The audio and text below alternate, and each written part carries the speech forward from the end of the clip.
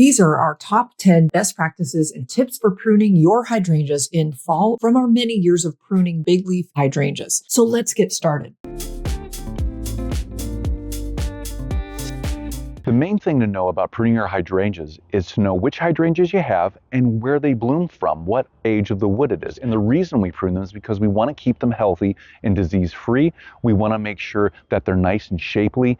We want to make sure also that they're not overgrowing or outgrowing their potted containers like you see here, these guys, or they're growing into other plants and shading them out. Now, when you're pruning your hydrangeas and other plants in your garden during the fall, it's this transition from, summer into winter, right? It's from extreme heat to extreme cold. It's mild, or hopefully it's kind of mild.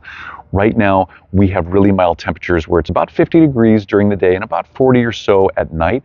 You don't want to prune your plants when there's a threat of frost or it will freeze during the nighttime, because this newly exposed tissue isn't hardened off like the rest of all this tissue is.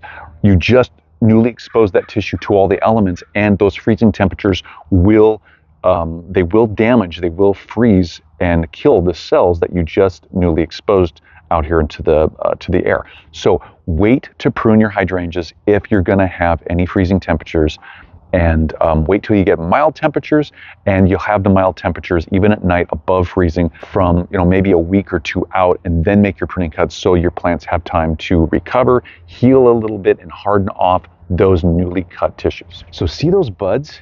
See how big they are? If I try to go in and on this stem any lower than right above here, above those buds, these get a little brittle this time of year. If I try to get in there, these will literally pop off, and I don't want to damage these buds for next year. So I'm gonna cut just above, there it is, right there. I cut just above those, and there you go. A perfect pruning cut is, 45-degree cut using your pruners on that stem. That's the optimum, that's the best type of pruning cut. Obviously out here in different environments and you're going through and doing things, you can't always make a 45-degree cut. So if you're not able to, don't worry about that. Your plants are going to be fine. Something to think about is, there's all of these blooms on here, and you can go through if you want and you can cut these off and just deadhead it. And in fact, maybe that's a good idea to go through and just deadhead, just take off the old blooms down to the next set of buds. So you can see there's buds there, there's buds there.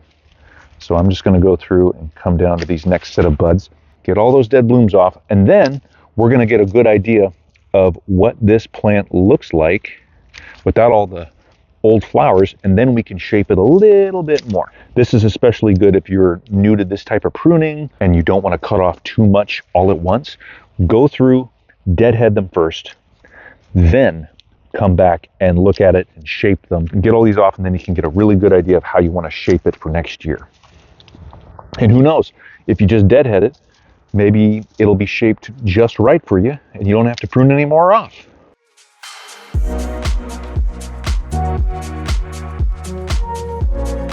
If you want to go a little bit more advanced on the pruning, you can come into the canopy of your shrub, of your hydrangea, and see if any of these stems are too close. Are they rubbing? Like this one right here, this guy right here is actually rubbing up on this right here.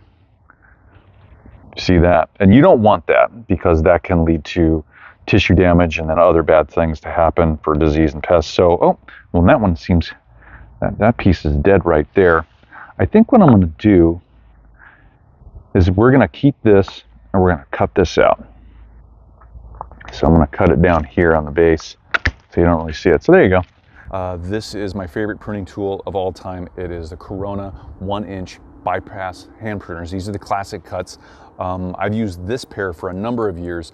I beat the heck out of these. I really beat the heck out of all my tools, out of all our tools, and these last a long time. They put up with a lot of abuse from me. We'll put a link down below for you, but definitely check these out. So here's the older growth down here. If you look right here, this is fun to always do.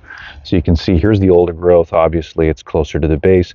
You can see between these buds, between where the buds are, there's the growth for maybe a whole part of a year there. So like this one, you can actually, oops, didn't mean to do that, but that'll just come off. See how brittle they can get? So actually full growth from the bottom all the way up. This one grew to about here. You can see that difference in growth. See how See how woody that looks and how it just looks older? See how new this growth is right here? It's a little bit more herbaceous. It doesn't have that defined bark on it. So this side on this growth ring here, this is the newer growth, here's the older growth. So you can see those inner nodes are closer between the nodes right here. That's that stem, they're closer. That means it had a lot more sun. It wasn't trying to stretch. Now, if you get up here, see how close that is? That's maybe like an inch. There's a little bit of growth there, and then it just goes like double the growth from below, 2 inches, maybe 2.5 inches. So I mean, you can tell these in the last couple of years, in the last year, they've had a lot more shade than they did previously, and that's made them stretch and grow more and grow taller faster. Well, you can see here what I'm doing is I'm trying to go back, I'm trying to cut back, and I didn't do it here. If you see here, there's buds right there, but they're super tiny. They're super tiny right there on the other, on either side of this stem. If you go down, here's some really big buds. And this is where next year, because these are macrophyllus, this will be last year's growth where the new flowers will be this coming spring. So we can prune all the way down to there, just above those. And then we're directing the growth of this plant, of this hydrangea, in that direction. Now, I want to let you know too, all these plants are starting to shut down. I mentioned that a little bit earlier, but I want to talk about it a little bit more because it's important to realize this, that when you prune a plant, depending on if it's in the spring or the fall, if the plant's just waking up in the spring and you make a cut, it'll actually stimulate it to grow even more, to for different buds in different areas where you make a cut, to actually stimulate it to grow in that area.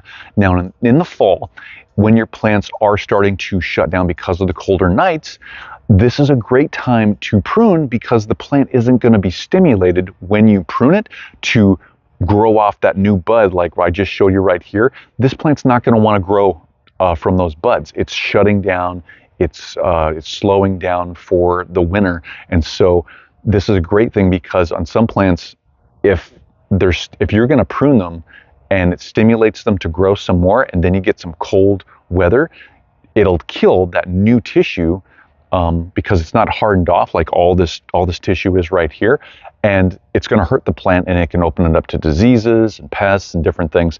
And so this is a great time of year to realize this and to know when you prune these, you're not going to stimulate new growth. Hey, you guys, so that's a wrap, and we hope that was really helpful for you. Yep. So if you're looking for other pruning videos, we have a whole bunch of pruning videos on a lot of different kinds of plants in our garden, in our video library. So go ahead and check those out in the playlist for pruning. Thank you for being here. Make sure to subscribe. Make sure to leave a comment down below for us. We love hearing from you. And we'll definitely see you guys later. See you in the next video. See you guys. Bye.